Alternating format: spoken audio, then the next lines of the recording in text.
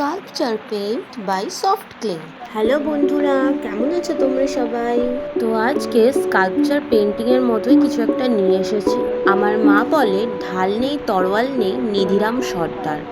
আমারও তাই অবস্থা। স্কাল্পচার পেইন্ট করতে ইচ্ছা তো গেছে, কিন্তু তার সরঞ্জাম কিছুই নেই।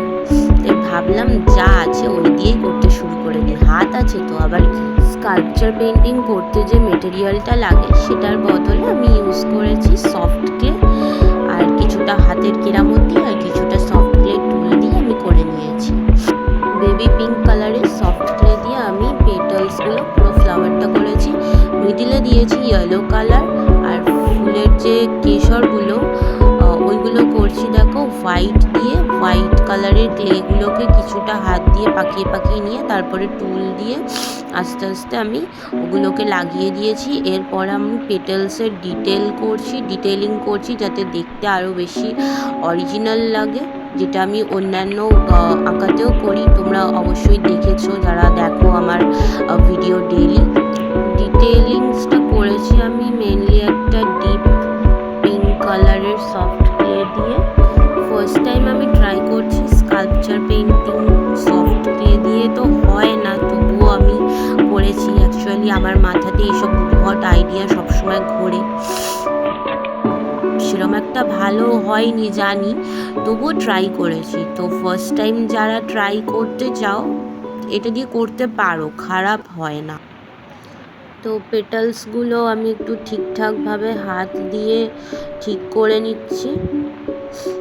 এরপরে আমি আরও ভেতরের ডিটেলিংসগুলো করার জন্য ইয়েলো কালারের সফট ক্লে ইউজ করেছি, কারণ স্কাল্পচার পেইন্টিংয়ে তো মেনলি পুরো জিনিসটা অরিজিনালি দেখতে লাগে, পুরো মনে হয় যেন অরিজিনাল ফুলটা বসিয়ে দিয়েছে।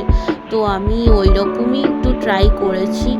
আইডিয়াটা ভালো লাগলে তোমরাও ট্রাই করতে পারো, বাড়িতে করে দেখতে পারো।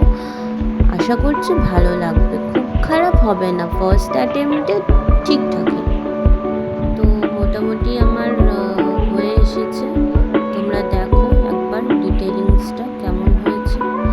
এরপরে আমি কেশরের যে ছোট ছোট ডটগুলো আছে ওইগুলো লাগাচ্ছি, ওগুলো আমি ডিপ কালারে পিঙ্ক দিয়ে সফট ক্লে দিয়ে করেছি। এরপরে আমি করছি পাতার ডিটেলিংসগুলো করছি।